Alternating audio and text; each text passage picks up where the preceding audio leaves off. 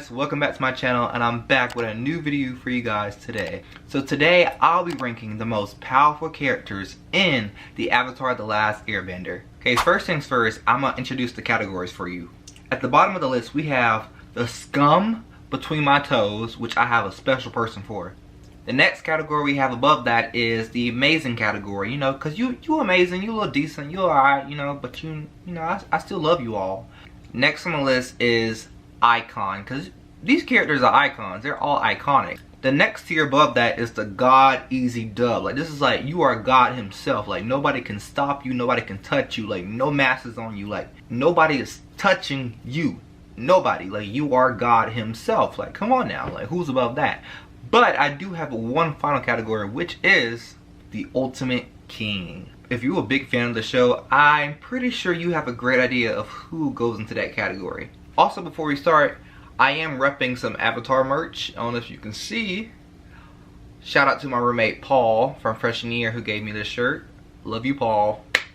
First person we're going to rank is Zuko. We all love Zuko. Zuko. We all love the story arc of Prince Zuko, who ends up being the Fire Lord at the end of the series. We love that story and that progression from him. But when it comes to ranking him on a scale of his powerfulness and skill wise in the show, I have to put him at icon level. It took Zuko a lot of time to master his abilities, and unlike his sister Azula, who was a natural prodigy, Zuko was not. He had to fight and work for it to get to the level he was at the end of the series. And I do still think Zuko is a fire-bending master, but it took you a long way to get there, buddy. Next is Aang. We all love Aang. He's the protagonist of the show. Like, there will be no show without Aang. So we all love him, right? But when it comes to my rankings today, I'm going to have to put Aang at God Easy Dub. He's not the ultimate king in my opinion personally. Skill-wise and bending-wise, of course, like, there's nobody more powerful than him. He is the Avatar. But when it comes to my ranking and my tier list today, he's not at the top spot. I'm sorry, he's not.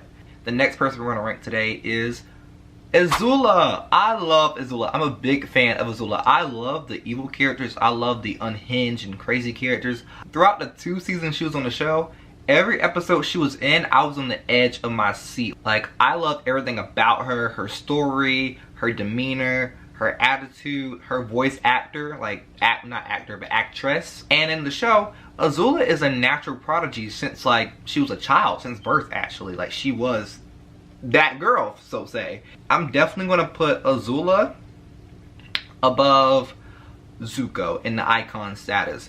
Next is King Bumi. We love Bumi. Bumi is our king. We love Bumi. Like, who's better than Bumi? So, of course, for me, I'm going to put Bumi at Ultimate King. I don't know why, as a child and a person who loves the show, I was so attached to Bumi.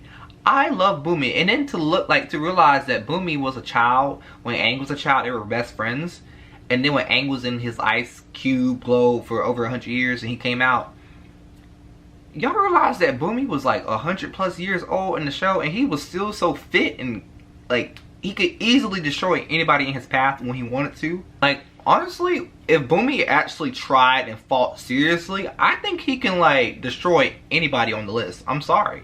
It just is what it is. Next, I'm gonna go with Sparky Boom Man. I personally did not care for Sparky Boom Man. I actually really hated him.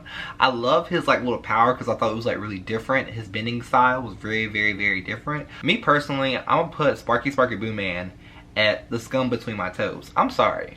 And then plus, every time he tried to attack, he always lost and got blown up by himself. So like, is he really that powerful? No. Next, I'm gonna go with Hama. Hama was a very scary person, and when I watched that episode when she was introduced, I was actually very terrified of her. Like, and she was just a cartoon, but her face, her demeanor, like when she was like doing her blood bending, and you could see like the veins in her arms and wrists just moving. It was just, like it looked like she was the puppet master. Like, this old lady putting everybody under a mountain at night under a full moon. This is very creepy, girl. It was very creepy, Hama. Very creepy. So for that, I'm gonna honestly put her at icon underneath Zuko because she got beat by Katara in one night. And Katara literally learned on the spot during the fight. So I don't know, Hama, are you that strong? Or the Firebenders just couldn't fight you back? I don't know. Next, I'm gonna do our Angel King. Love him. The reason I made the Ultimate King category was for this exact character, which is Uncle Iroh. Uncle Iroh is literally my heart. He goes at the Ultimate King tier above Boomy. I don't care who you ask and what opinion you get from someone who watches the show, but anybody and everybody will tell you that Uncle Iroh was that guy. He taught me so many lessons, even as I was a child. And like you would think as a child I wouldn't get them, but his words are so impactful for the way I grew up.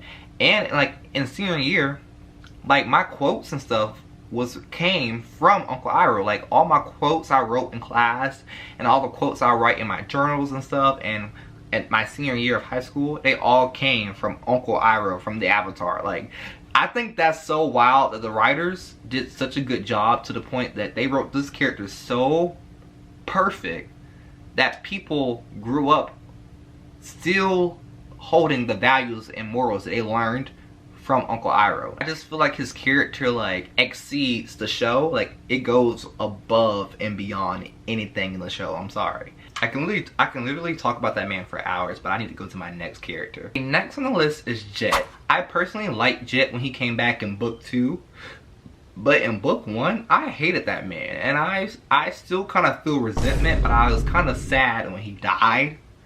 Nickelodeon, you're not a kid show. You literally showed that man dead, but that's besides the point. I personally don't think he's that great, but I don't think he's the scum between my toes either, so I'm really gonna put him at amazing because I think his character was actually pretty okay and pretty good. And I don't think it was trash or anything. So I like Jack. You know, Jack's okay. He can stay down there by himself right now. Next is the Queen, the Master, Katara. I personally think she's the second or third best character, in my opinion, of the show. I would have to put Katara above Azula. And both times we saw Katara fight Azula, she beat her both times, honestly. Not only is Katara an amazing waterbender, she also can bloodbend. So, honestly, Azula can do all the lightning and firing she wants, but at the end of the day, Katara just gotta do one little wrist and Azula on the floor. Next is May. I love May. I'm a May, like, supporter stan. I think it's because of her personality. Personally, I just loved her little throwing knives because she wasn't a bender, but her little throwing knives were so quick and cute, I feel like. And I just feel like she was such an integral part of Azula's team. And I really like her character, so I'm going to put her above Jet. I think she was a really great character. Next is Fire Lord Ozai. He's going straight to the scum between my toes. I don't care. I despise this man. I hate this man. Do I think he's a very, very powerful bender? Of course. Do I think he's a very, very terrible person? Also, of course. Two things can be true at the same time. Next is Master Paku. I hate this man. I'm sorry. I don't care. I don't care. And I don't care that he's now found his long lost lover of Katara and Sokka's grandmother. I don't care. I don't care. I still don't like this man because season 1 he was disrespectful. He was sexist. He was just terrible. I can't stand, I don't like that man, I'm sorry. So at this point, he's going to get the scum between my toes. But he's not as bad as Sparky Boo Man and Fire Lord Ozai, so he goes beneath them for me. Next up is Sokka. Personally, I love Sokka. His character, amazing. His jokes, immaculate. His bending, he has 0. He has no bending. He is very smart. He's very smart at planning attacks and missions and battle plans. But when it comes to fighting, he can't really compare because he doesn't have much to offer. He has a sword now. He learned how to wield a sword and throw his boomerang all the time. But he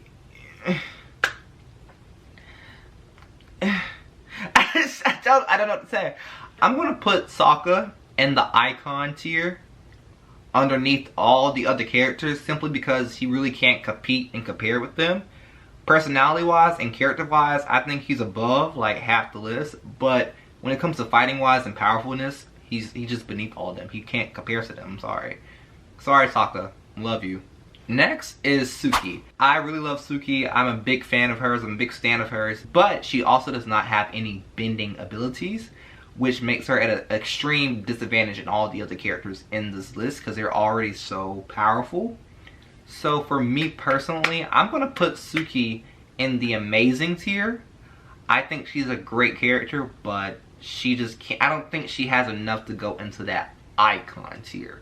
You know, I think Sokka's personality bumped him up to that icon tier because you can't have the show without Sokka, but I think the show can last without a Suki. You get what I'm saying? Next we have the Blind Bandit, we have the Child Prodigy, we have the Earthbending Master, we have the Melon Lord,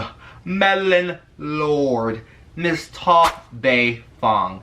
Honestly, Toph is the strongest bender in the series underneath Aang. I think she could wash Katara. I think she can wash Azula, Zuko, all of them. I think she can wash any of them. So for me personally, I want to put her at God easy dub because I think anytime she fights anybody, it's going to be an easy dub. So Toph, you earned your right behind Aang, girl. Okay, next is Ty Lee. I love Ty Lee, and I just think her chi blocking skills are like so like cool and a great addition to add to the show for like people who are not benders. Hey, like she can take you out. It doesn't matter. She'll do 5 cartwheels around you and punch you 3 times and she'll win the fight. Like in that episode where Ty Lee and May turned against Azula at the Boiling Rock and Ty Lee had like gave her 3 punches and knocked down Azula before she could attack May, was one of the best episodes of the series in my opinion. So for me personally, I'm gonna put Ty Lee above May in the amazing tier. Okay, last and certainly deservingly so, he should be last, is Commander Zhao. That's how I feel about that man. That man's terrible. For him to kill the Moon Spirit in the season 1 finale was so traumatizing to me as a kid. And like when the moon turned red and the waterbenders kind of like lost their little bending, that was so traumatic to me as a child. I hated that man. And when he got taken down to the ocean by the water spirit, what that Aang was controlling, I was so happy. I was jumping up cheering. I despised that man. Personally, he needs to burn in hell. Sorry. You earned your spot at Scum Between My Toes. You don't have the top spot. You do not have the top spot, I will say. You right beneath Fire Lord Ozai. But you right there. You was pushing my buttons when you killed that moon spirit. I'm just gonna let you know. And you know, I'm actually really happy because if you ever watch, I don't know exactly what season and what episode it is of Legend of Korra, they show Zhao like he's stuck in limbo. And I think Tenzin saw him. But that's all I got for you guys today. This is a very, very fun video to film. I love this show, and it's always a pleasure when I get to talk about this show. So leave a like, share, comment, subscribe, and that's all I got. Adios, hasta luego, peace out.